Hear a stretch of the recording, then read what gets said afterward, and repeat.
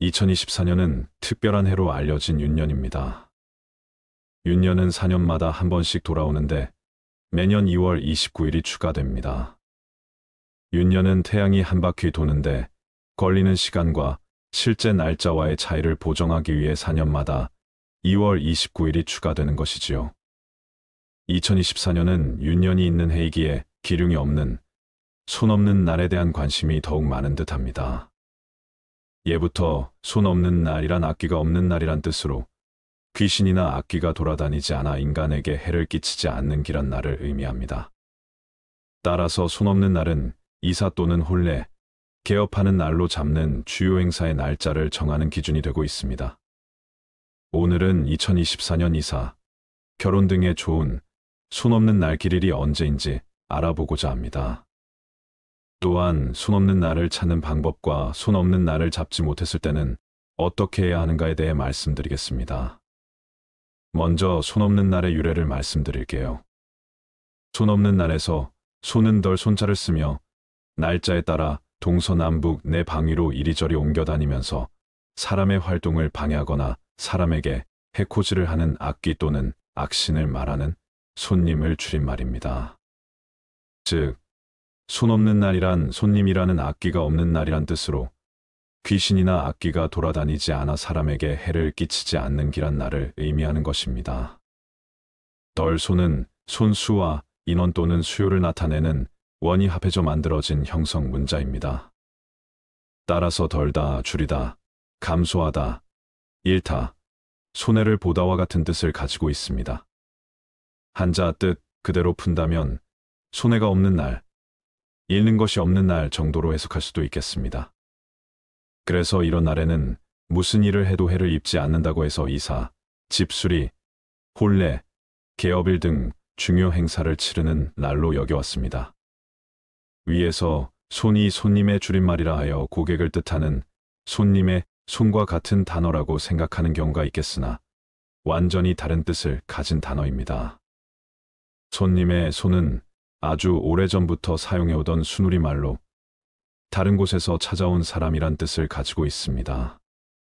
이 말은 1447년 만들어진 용비어 천가에 그 용례가 남아있으며 1103년 송나라 사람의 고려 여행기인 계리묘사에도 손이란 표현이 있는 것으로 확인이 가능합니다. 예로부터 우리 민간 풍속에서는 손 있는 날 집을 수리한다거나 이사를 하거나 개업을 하거나 멀리 길을 떠나면 악귀나 악신들이 그 날짜와 방위로 옮겨 다니면 인간사에 손해를 입히거나 회방을 놓기 때문에 손해를 보거나 병이 나는 등 해를 입는다고 믿었습니다. 이러한 민간 풍속에 따라 손 없는 날 수요가 몰리면서 손 없는 날에 이사를 하는 경우에는 다른 날에 비해 훨씬 많은 비용이 청구됩니다. 성수기 손 없는 날의 비용은 비수기 평일 비용의 3배가 넘는 경우도 있다고 합니다. 그리고 손 없는 날에 무조건 이사를 해야 하므로 날이 바뀌기 전 밤늦게까지 분주하게 움직이는 경우도 있다고 합니다. 새로운 출발을 시작하는 날로 손 없는 날을 선택하는 마음은 누구나 같을 것이지만 그로 인해 치러야 할 비용도 만만치 않고 이로 인한 피해도 적지 않아 자칫 좋기만 해야 할 날에 흠집이 생기는 것이 아닐까 걱정이 되기도 합니다. 2024년도 손 없는 날은 총 69일이며 손 없는 날에 결혼, 이사, 개업 등 중요한 일을 하게 되지요. 이는 악귀의 방해를 피해 무사히 중요한 일을 치르기 위해 시작되었으며 아직도 많은 분들이 손 없는 날 길이를 택해 행사를 치릅니다. 손 없는 날에 행사를 치르면 악귀의 방해를 받지 않아 무사히 진행되고 앞으로의 일도 순탄할 것이라고 믿는 것입니다. 손 없는 날은 한국뿐 아니라 중국, 일본 등 동아시아에서 많이 사용되는 개념이라고 합니다. 손은 동서남북 사방위로 다니면서 사람의 활동을 방해하고 사람에게 해코지한다는 악귀 또는 악신을 뜻합니다. 손 없는 날의 기준은 현재 본인이 거주하고 있는 곳으로 움직임을 추구하는 방향에서 귀신이 활동하고 있는 손이 있는 방향을 제외한 날로서 귀신이 활동하지 않고 휴식을 취하는 날로 생각했다고 하네요. 손 없는 날은 현재 위치를 기준으로 하여 움직이고자 하는 방향에 대하여 손이 있는 날을 제외한 날과 어느 방향에도 악기가 활동하지 않는 음력으로 9나 0으로 끝나는 날이 됩니다. 즉 9일과 10일, 19일과 20일, 29일과 30일이 손 없는 날이 됩니다. 혹시 무방수 날이라고 들어보셨나요? 참고로 손 없는 날 중에서도 음력 2월 9일은 무방수 날이라고 해서 성주단지를 뒤집어 놓아도 집안에 아무런 탈이 생기지 않는다.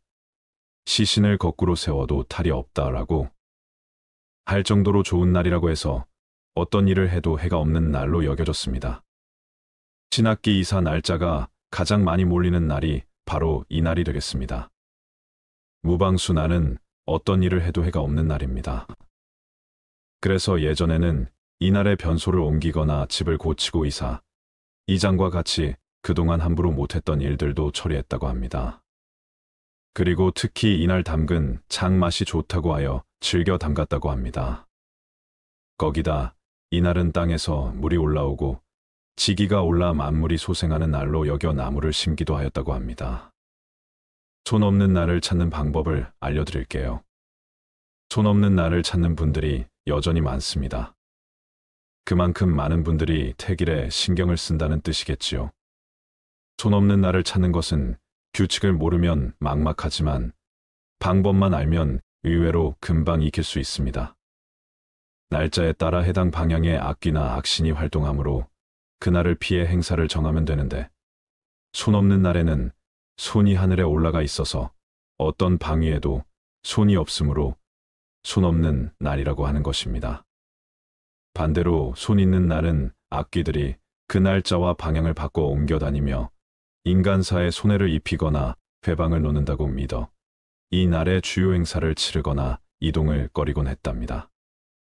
예부터 손이 있는 방위로는 이사, 장례, 혼인, 승선, 취업 등의 행위를 하지 않아야 해로움을 입지 않는다는 전통적 이론이 있습니다.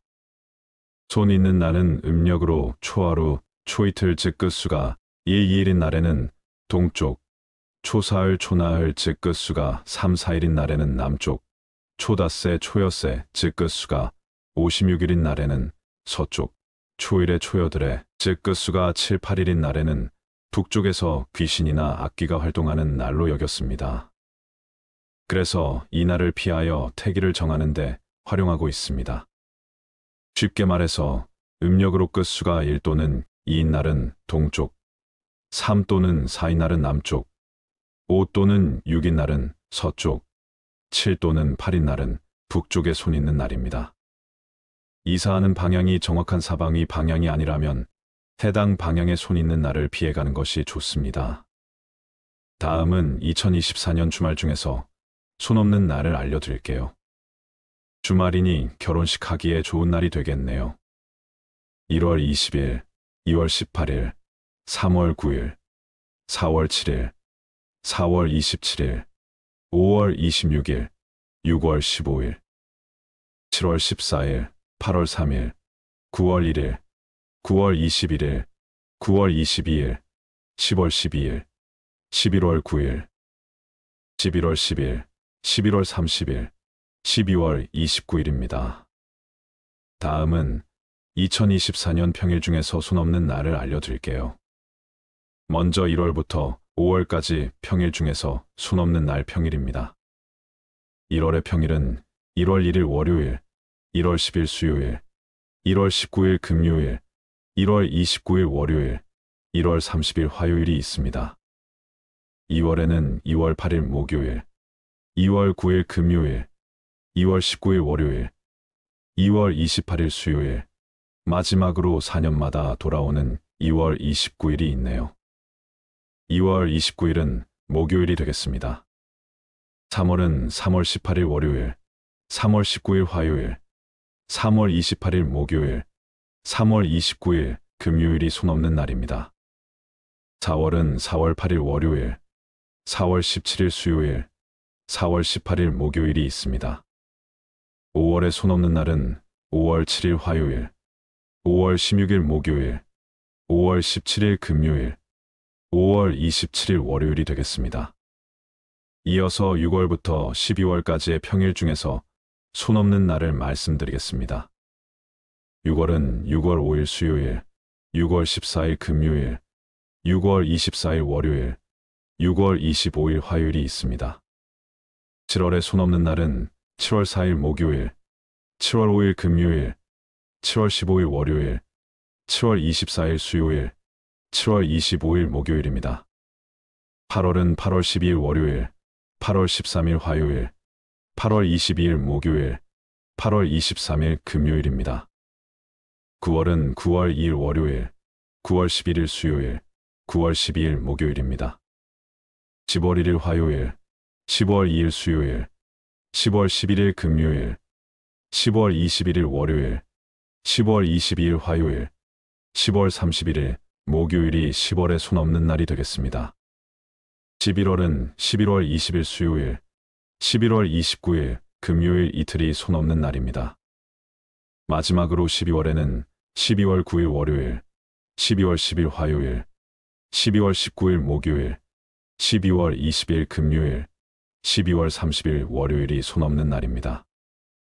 이사의 경우 손 없는 날을 따지는 경우가 더욱 많은데, 그래서 손 없는 날에는 이사 비용이 더 비싸게 책정되지요.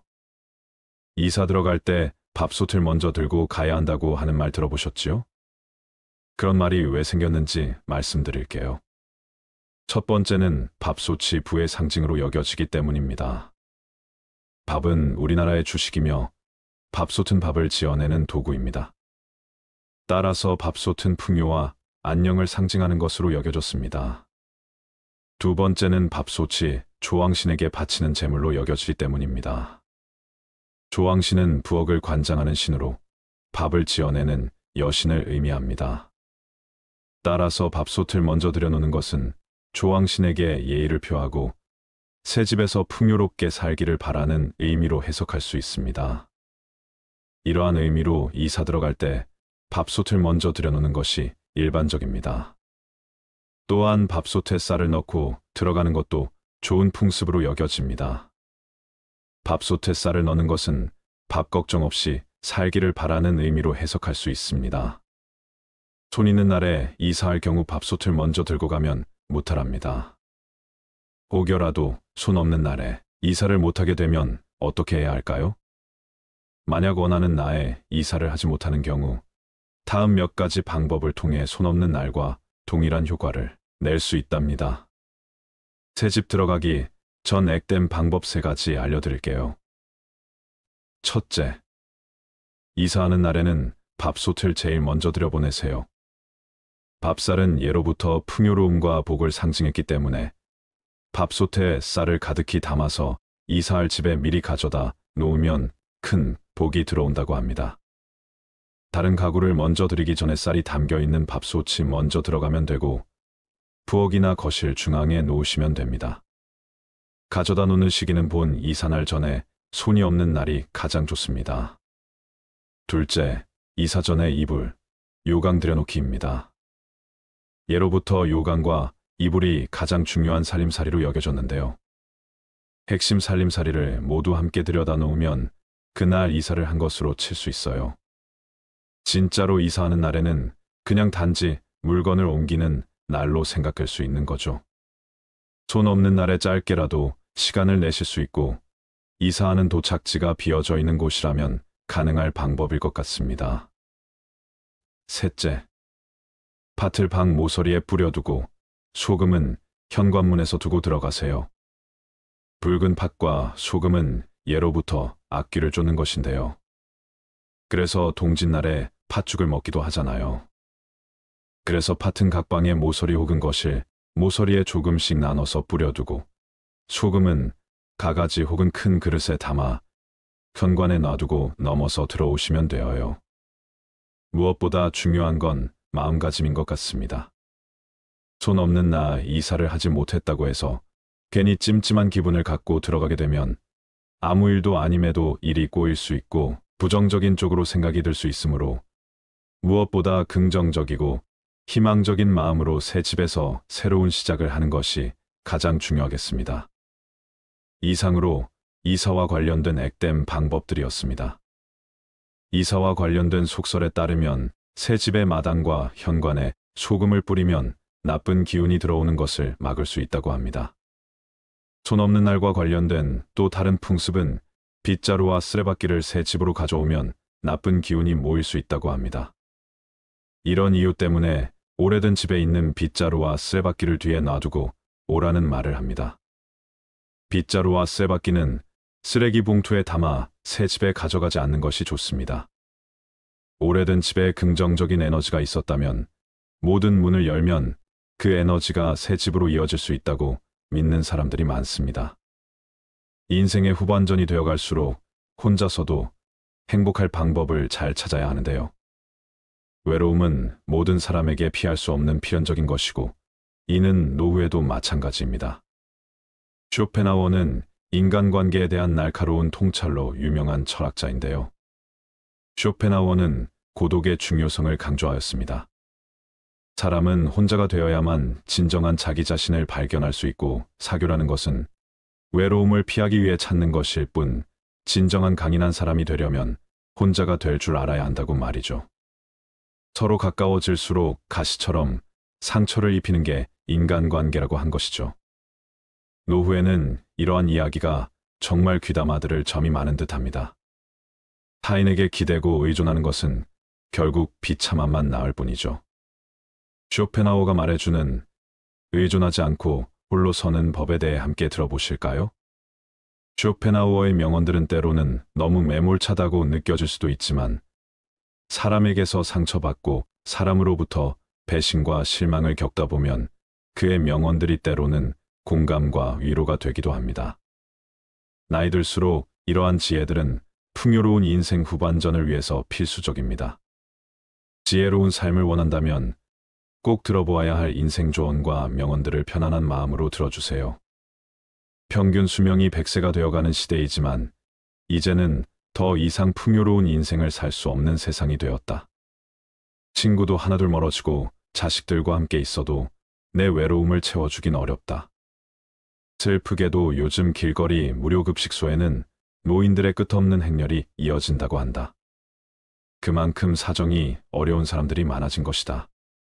어떻게 해야 노후를 조금이라도 행복하게 보낼 수 있을까? 어느 한 부자 노인의 삶을 통해 노후의 삶에 대해 생각해보자. 그는 재산도 많아 남부럽지 않게 살았었다. 건강도 죽기 전까지 좋았고 봉사활동도 많이 해서 사회적으로 명망도 어느 정도 받으며 살았다. 자녀도 서너이나 두었는데 모두들 여유 있게 살고 사회적 신분도 좋았다. 그런데 그는 대부분의 유산을 자신의 후처에게 주었다. 집에서 기르던 개에게도 상당한 액수의 재산을 남겼다. 자녀들에게는 별로 주지 않았다. 그러자 자녀들이 이에 반발하였다.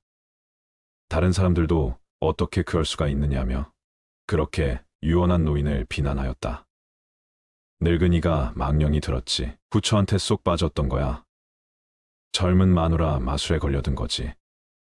후처로 들어갈 때부터 꾸민 계략에 걸렸어. 특히 기르던 개한테도 막대한 돈을 준 것에 대해서는 많은 사람들이 이해하였다. 자식들이 개만도 못하게 되었다고 비아냥거리기까지 하기도 하였다. 그 노인이 70세가 넘어서 아내가 죽고 몇 달이 지나지 않아 30대의 젊은 여자를 후처로 맞아들일 때에도 사람들은 말이 많았었다. 그때 그는 몸이 불편하지도 않았고 옆에서 간호해 줄 만큼 병고로 시달리지도 않았다. 그러므로 더욱 많은 사람들이 입방아를 찧었었다. 늙은이가 주책이지. 그 나이에 무슨 재취야. 아마 기운이 넘쳐나는가 보지? 그래도 그렇지. 어떻게 젊은 여자를 맞아들여. 막내딸보다도 더 젊어요. 글쎄, 재취를 하더라도 분수가 있어야지. 그러면서 모두들 젊은 여자가 틀림없이 재산을 노리고 들어간 것이라고 생각하였다. 지금 그것이 현실로 나타났다는 것이다. 하지만 그들은 많은 나이 차이에도 불구하고 다정한 부녀처럼 서로 재미있게 살았다. 그렇게 그들은 10년을 넘게 살았던 것이다. 그런데 80세가 넘어 죽은 그의 유서에는 자식들에게 주는 이런 내용이 들어 있었다. 너희들은 나와 가장 가까운 나의 자식들이다. 그래서 너희들은 지금까지 오랫동안 내게서 많은 혜택을 받으며 살았고, 현재도 남부럽지 않게 살고 있다. 물론, 가장 많은 유산을 상속받을 자격이 있는 나의 혈육들이다. 하지만, 생각해 보아라.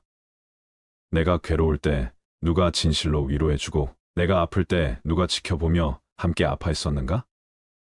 울적할 때 마음을 풀어주고, 심심할 때면 함께 놀아준 게 누구였더냐?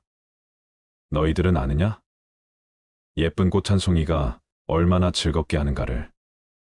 정겨운 노래 한 가락이 어떻게 가슴을 뛰게 하는지를. 정은 외로울 때 그립고 고마움은 어려울 때 느껴진다. 그러므로 행복할 때의 친구보다 불행할 때의 이웃이 더욱 감사한 것이다. 노인에게는 가끔 찾는 친구보다 늘상 함께 지내는 이웃이 훨씬 더 고마운 것이다. 한창일 때의 친구들이 재롱을 피우는 귀여운 자식들이라면 늙어서의 이웃은 내 어린 시절의 부모와 같은 분들이다.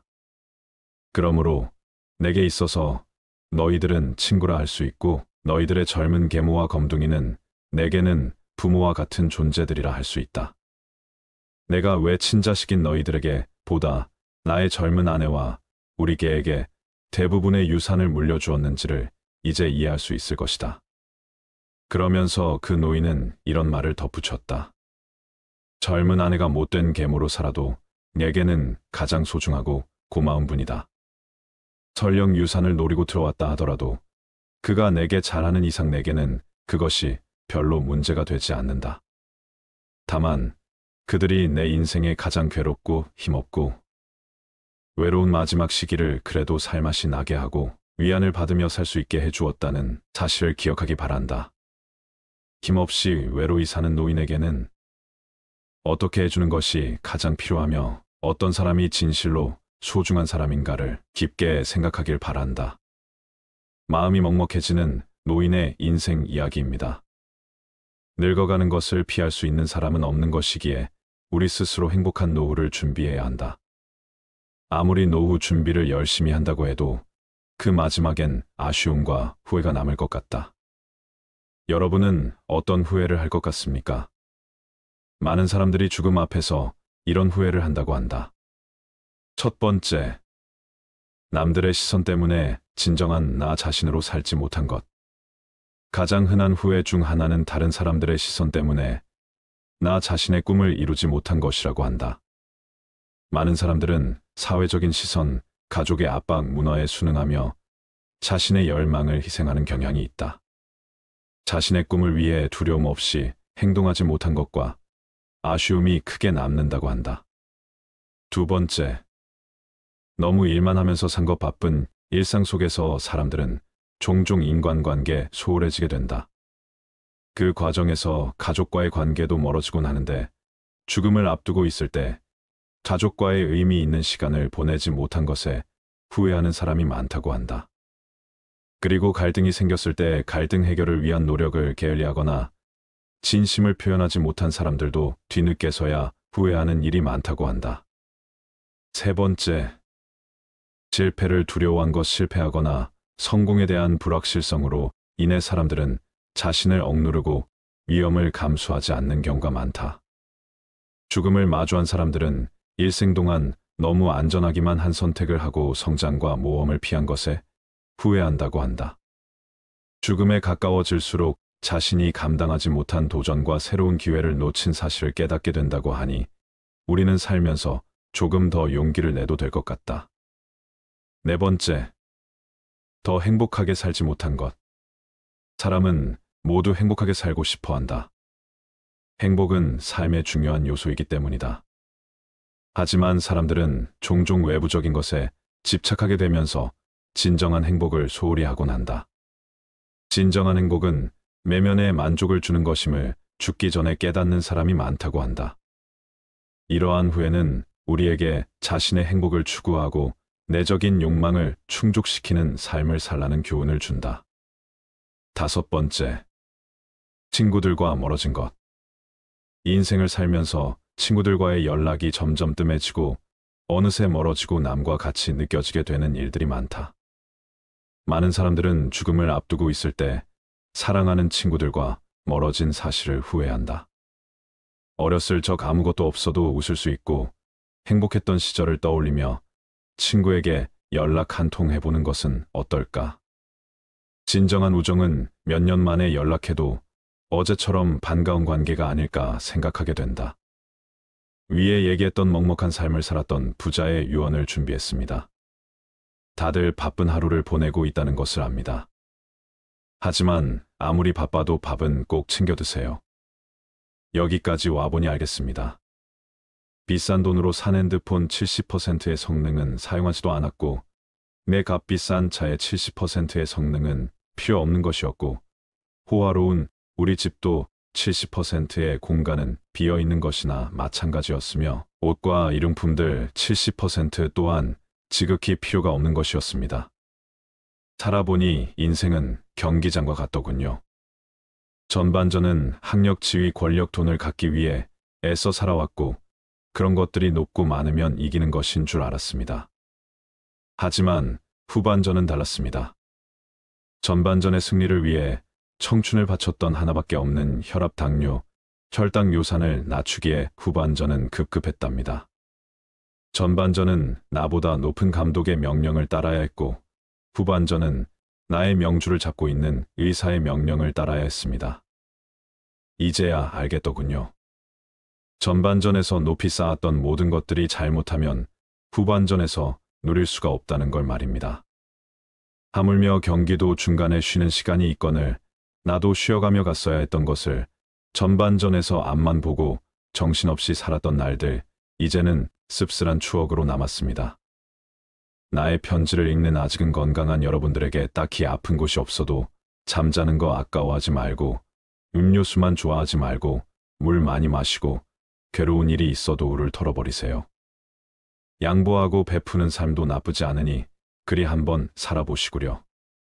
돈과 권력이 있어도 교만하지 말고 부유하지 못해도 사소한 것에 만족하며 필요하지 않아도 휴식할 줄을 알며 아무리 바빠도 움직이고 좀 걷고 또 운동하세요. 건강에 들이는 돈은 계산기로 두드리지 마세요. 건강할 때 있는 돈은 자산이라고 부르지만 아파서 병원에 누워 있으면 그대 가지고 있는 돈은 그저 유산일 뿐이라네. 세상에 당신을 위해 차를 몰아줄 기사는 얼마든지 있고 당신을 위해 돈을 벌어줄 사람도 얼마든지 있다. 하지만 당신 몸을 대신해 아파줄 사람은 결코 없답니다. 물건을 잃어버리면 다시 찾거나 사면 그만이지만 영원히 되찾을 수 없는 것은 하나뿐인 생명이라. 내가 여기까지 와보니 돈이 무슨 소용이 있는가. 내가 죽으면 나의 호화로운 별장은 내가 아닌 누군가가 살게 되겠지요. 내가 죽으면 나의 고급차 열쇠는 누군가의 손에 넘어가게 되겠지요. 많은 재물의 욕심은 나를 그저 탐욕스러운 늙은이로 만들어 버렸다네. 내가 한때 자랑으로 알고 쌓았던 많은 것들, 또 권력, 지위, 이제는 그저 짐에 불과할 뿐. 그러니 전반전에 살고 있는 사람들아, 너무 애타게 살지들 마시고 후반전에서 살고 있는 사람들아, 아직 경기는 끝나지 않았으니 행복한 말년을 위해 지금부터라도 자신을 사랑하시라. 전반전에서 빛나는 승리를 거두었던 나는 후반전의 병마를 이기지 못하고 병원 특실에 이렇게 누워 죽을 날만 기다리고 있다오. 아무리 시설이 좋은 특실이면 뭐해. 허름한 농촌 경로당보다 못하단 걸 알려주고 싶어요. 그래도 이 편지를 지인들에게 전할 수 있음에 따뜻한 기쁨을 느낀답니다. 바쁘게 세상 살아가는 그대들 자신을 사랑하며 살아가기를 힘없는 나는 이제 마음으로 그대들의 행운을 빌 뿐이라오. 누구보다 먼저 웃고 많이 웃는 행복한 나날들로 가득 채우시길. 가슴이 먹먹해지는 노인의 유언이다. 아무리 노후 준비를 열심히 한다고 해도 그 마지막엔 아쉬움과 후회가 남을 것 같다. 이 노인의 부자가 항상 말했던 소원이 3가지가 있다. 첫째, 행복을 구걸하지 않는 것이다. 남이 어떻게 나오느냐에 따라서 행복과 불행이 결정된다는 것은 내 인생의 칼자루를 남이 들고 있는 것이나 마찬가지이다. 남이 어떻게 하든 나는 아무 문제 없다는 생각을 가지고 삶의 중심을 잡고 살아보아라. 둘째, 모르면 묻고 틀리면 고치고 잘못했으면 뉘우치는 것이다. 이것이 어떤 조건에서도 주눅들지 않고 내가 내 인생의 주인공으로 살아가는 방법이다. 이런 자세로 인생을 언제든 일어날 수 있으며 용기가 생긴다. 셋째, 오늘이 마지막 날인 것처럼 살아가는 것이다. 누구나 죽는다는 것을 알고 있지만 마치 영원히 살 것처럼 오늘 하루를 허투루 보낸다. 그러니 최선을 다하는 하루하루를 쌓아 나가서 죽는 날 여한을 남기지 마시길 바란다. 이제 인생의 중년을 지나고 있는 사람들은 종종 자신이 한없이 돈을 벌 수 있을 것이라고 착각한다. 언젠가는 은퇴할 시기가 있다는 사실을 잊지 말아라. 은퇴를 하게 되면 지금과 같은 생활비를 감당하긴 어려울 것이다. 싫어도 찾아오는 것이 노후 생활이기 때문에 막연하게 돈을 더 벌 수 있을 것이라는 기대나 지금과 같은 수입이 영원할 것이라는 생각은 내려놓고 소비 습관을 조금씩 올바른 방향으로 고치고 노후에 대비하시는 것이 좋다. 간혹 어떤 분들은 자녀에게 금전적인 지원을 하는 것을 노후 준비로 생각하곤 한다. 하지만 노후 준비와 자녀 지원은 별개로 생각해야 한다. 은퇴를 준비해야 할 중년에 자녀의 결혼 준비와 교육비에 비중을 두는 것은 위험할 수 있다. 현실적으로 지원해 줄 수 있는 선만큼만 지원하시는 것이 좋다. 자녀가 나의 노후를 책임져 줄 수는 없기 때문이다. 이것이 얼마나 어려운 일인지는 여러분이 경험했기 때문에 더 잘 알 것이다. 자녀들 역시 자식을 낳게 될 것이기 때문에 부모를 부양하기가 점점 더 버거워지는 것이 현실이다. 그러니 이제 중년 이후, 그리고 이미 노후의 삶을 살고 있는 분들이라도 무언가 배울 수 있다면 배워보아라. 내가 무언가를 배우기 늦었다고 생각하는 것이 노후 준비가 되지 않은 것보다 더 위험한 생각이다. 이제는 100세 시대이다. 내가 재밌게 하면서 할 수 있는 일이나 취미를 찾는 것이 노후에는 정말 중요하다. 정말 좋아하는 일을 찾고 건강한 삶을 위해 운동도 부지런히 해라. 여러분이 행복한 노후를 보내시기를 바라며 기도하겠습니다. 감사합니다.